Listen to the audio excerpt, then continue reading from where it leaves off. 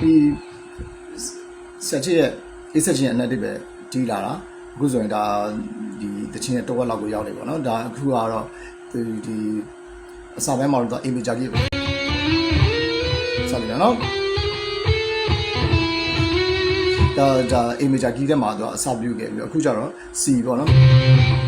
C မကြကြီးရဲ့ရောက်သွားပြီသူက octave ကလည်းဒီ octave high octave ပေါ့နော်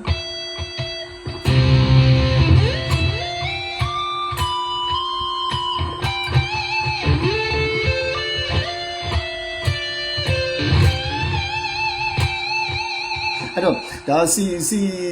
major key ထဲမှာပဲဒီ melody ကလည်းအတူတူပဲတီးပုံတီးညာလည်းအတူတူပဲเนาะ high octave မှာသွားတီးတယ် C key ထဲမှာပဲပေါ့နော်ပြီးတော့သူဒီ main melody ကတော့အတူတူပဲဒီ expression တက်သွားတဲ့နေရာလေးပဲလည်းခွဲပါတော့ဒါဒီခုန melody တီးပြီးတော့အဲ့ဒါဒီပဲပေါ့နော် slide swing က tap note မှာ notes တွေကြည့်တီးလို့ရပါနော်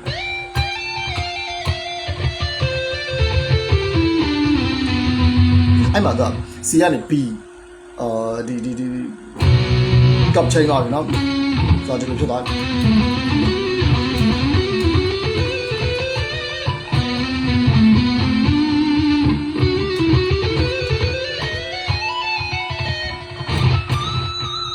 ဆိုစချင်းက C နဲ့စမယ်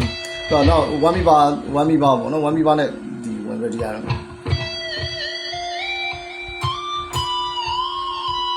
ဒါ1 မိပါသုံးတဲ့နေရာလေးတွေပေါ့နော်ဆက်ချင်းနေရာလေးတွေမှာသုံးတယ်ပြီးရင်ဆောက်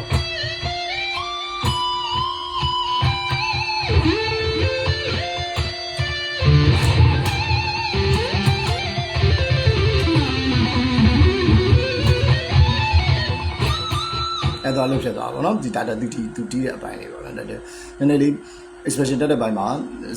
နည်းနည်းမြန်နဲ့တော်တော်မြန်တဲ့အပိုင်းလေးပေါ့နော်ဒါလေးကတော့လေ့ကျင့်ယူပြီးတော့တီးရမယ် triplet note တွေ triplet ကမှဒီ sixplet เนาะအဲ့လိုမျိုးဒီ16 note เนาะ16 note triplet တွေပေါ့ ambient တွေသုံးတယ်16 note triplet တွေကိုတီးမယ်နောက်30 second note triplet တွေပါတွေ့ရမှာဒီနားဆိုအရင်မြန်နဲ့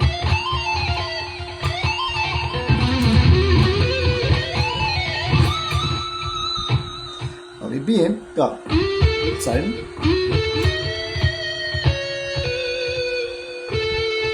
ဆိုဒီနားကျတော့ရှေ့ melody တွေနဲ့အတူတူပါပဲเนาะဒီပုံဒီနေရဒီ octave ပဲအတူတူပါ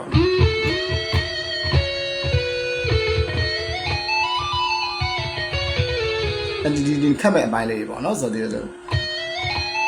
ဒီlegato အပိုင်းလေးတီးပြီးတော့တပ်ပင်တီးလိုက်တယ်เนาะနှစ်ကျိုးနဲ့တစ်ကျိုးမှာ16 19အကွက်တွေပေါ့တပင်တောင်းရမယ့်အကွက်ကတော့22အကွက်ပါဒီသားလေးနည်းနည်းများဒါလေးရဇက်တိုက်ဒီဟိုပါပေါ့နော်တပြန်ဒီအမြန်တော်တော် speed ညံ့တဲ့အပိုင်းတွေဖြစ်သွားတယ်နော်ဒါစချစ်တီးနေကြပုံစံလေးတိုင်းပေါ့နော်ဒီဟာလေးတော့တော်တော်လေ့ကျင့်ယူရမယ်နောက်ပြီးတော့ကြတော့ sorryခုနကပင်ပိုင်းလေးပြီးသွားဒီဟာတီးမယ်ပြီးရင်အဲ့ဒီမှာ3ကျိုး16 18အကွက်ကိုတီးရခါမှာမြူလေးထည့်တီးနိုင်ဘူးကောင်းနော်အဲ့ဒီတစ်ချင်းနဲ့တူသွားအောင်ပေါ့နော်အဲ့တော့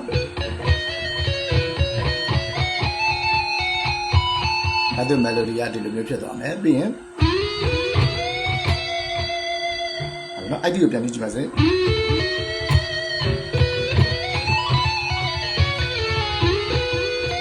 sorry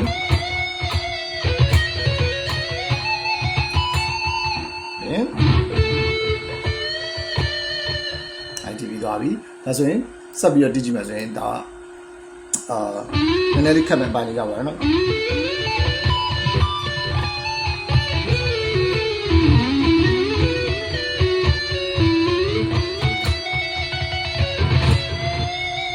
ဒီ line ပိုင်းကျတော့ slide လောက်တာတွေရောနောက် string skipping ပေါ့နော်ကြိုးကြော်တာတွေရောနည်းနည်းလေးတီးရတာလက်ပေါက်ကတ်တာပေါ့နော်သူခက်ခဲတဲ့အပိုင်းတွေပေါ့အတက်နိုင်ဆုံးဒီ original ချင်းတိုင်းကို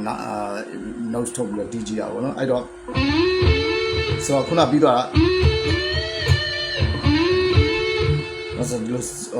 လေးကျိုး16ခွက်ကနေ slice ဆွဲမယ်3ကျိုး14ခွက်ပြီး3ကျိုးနဲ့1ကျိုးဒါ string skipping ပေါ့နော်16 3ကျိုး16ခွက်ကနေ19ခွက်ကို slice ဆွဲမယ်1ကျိုး18ခွက်မှာတော့ဒီတော့เนาะအဲ့လိုမျိုးပဲအဲ့လိုမျိုးပေါ့နော် pattern point technique သုံးလိုက်တယ် string skipping နဲ့ဒီရဲ့ pattern point technique မှာနော်1ကျိုး3ကျိုး1ကျိုး3ကျိုးဒီပြန်နော်19ခွက်နောက်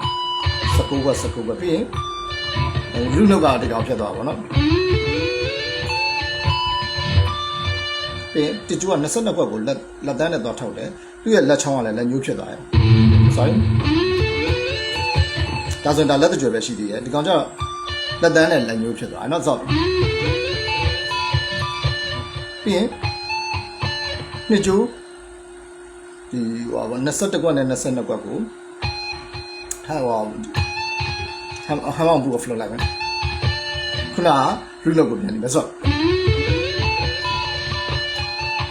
ပြီးရင်3ကျိုး16ခွက်နဲ့14ခွက်ကို slide ဆွဲတယ်ပြီးရင်4ကျိုး16ခွက်ကိုတီးတယ်3ကျိုးပဲ slide 14ခွက်နဲ့13ခွက်ကို slide ပြန်ဆွဲဆိုပြီးတော့4ကျိုး14ခွက်ကိုတီးကြဆို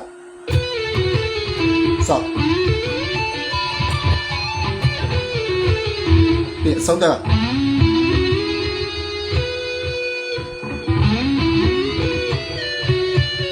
ဒီနားလေးနဲ့ခက်မယ်ဆို5ကျိုး4ကျိုးပေါ့နော်5ကျိုး16ခွက်နဲ့4ကျိုး14ခွက်နောက်4ကျိုး18ခွက်နဲ့3ကျိုး16ခွက်ပေါ့နော်ပြီးရင်2ကျိုးလက်ကလေးနဲ့16ခွက်နဲ့15ကိုတော့ရှေ့ကိုပြန် slide ဆွဲဆိုပြီးရင်တကြိုးကြော်ပေါ့နော်4ကျိုးရဲ့16ခွက်ကိုတီးလိုက်တယ်ဆိုပြီးဒီခုနလက်ကလေးကင်ထားတဲ့15ခွက်ကနေ14ခွက်ကိုရှေ့ slide ဆွဲလိုက်တယ် half step ပေါ့နော် slide ဆွဲလိုက်တယ်ပြီးရင်လက်ညှိုးကဒီသူ့ရဲ့တကြိုးကြော်ပဲဖြစ်တဲ့4ကျိုးရဲ့14ခွက်မှာတော့တီးလိုက်တယ်ဆို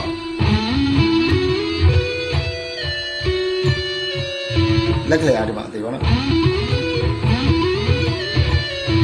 ပြီးရင်နောက်ဆုံးအပိုင်းလေးပေါ့နော်၄ကျိုး19ခွက်ကို slide ဆွဲမယ်ဒါလည်းကျိုးကြော်ပဲနော်2ကျိုး15ခွက်နဲ့19ခွက်ကိုတီးလိုက်sorry 19ခွက်နဲ့19ခွက်ကိုတီးလိုက်တယ်ဒါတော့ trade တက်ကနေပေါ့နော် trade ဟမ်းမဘူးကဇက်တိုက်တီးမယ်ဆိုဂျန်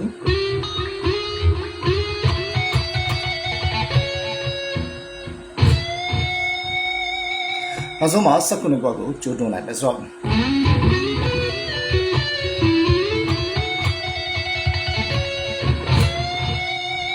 ဟုတ်အပိုင်းဒါတော့ဒါပထမပိုင်းဒီတချင်းရဲ့အလဲတော့တချင်းနှစ်ပိုင်းခွဲပြောရင်ဒါပထမပိုင်း melody ပိုင်းပြီးသွားပြီပေါ့နော်ဆိုတော့အဲ့မှာတော့expression ပေါ့နော် volume pattern နဲ့ expression ဒီအလေးဒီလဲ fade in ပေါ့ဆ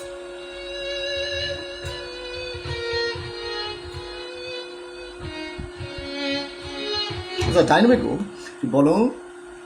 pattern နဲ့ဒီ volume control နဲ့တီးလိုက်ရတယ်modify သုံးရင်အမို့ဒီ volume pattern တွေနဲ့သုံးမယ်ဆိုလည်းသုံးလို့ရတယ်ဆိုတော့ volume pattern နဲ့ဒီ volume control နဲ့သုံးမယ်ဆိုရင်အဆုံးထိချလိုက်ပေါ့နော်အဆုံးထိချပြီးမှဒီ notes ကိုရင်တီးလိုက်မယ်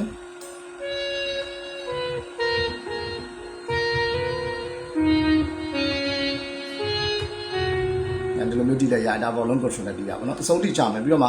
bell နဲ့ notes ကိုလမ်းဖိလိုက်မယ်ပြီးတော့မှ